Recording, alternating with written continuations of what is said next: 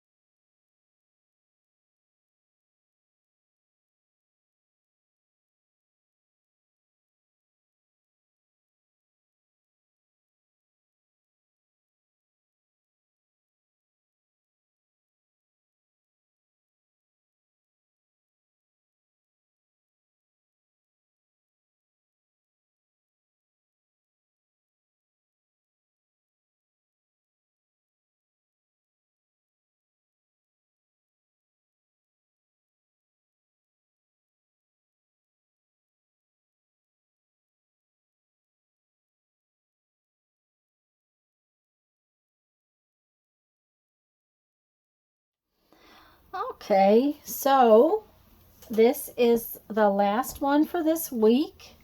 I've been showing my week's worth on Monday. Of course, we have till the end of July to be making these, and this one's a little different. There were a lot of elements that kind of popped into this one, and it was really hard sort of to tie them together. The eye looked too much like an eye, so I kind of made it less eye-like. It kind of looks like a bird up there too. So anyways, I hope you're enjoying this series. Do make sure to check out other people. The hashtag is DYICAD 2021 or hashtag ICAD 2021. Those things are both listed in the description box below, and the link to Daisy Yellow's channel is down there. But if you type in those hashtags, you'll see a lot of people doing Icads, and they're a lot of fun. Now I'm using 4x6s because I happen to like that size. It may take me a little longer every day to do them, but I've been having a good time with it. So anyways, guys, I want to tell you to go have fun. Oh, and I was going to put the playlist for the Icads for 2021 right up there, my playlist. Go have fun. Make some art. Bye-bye.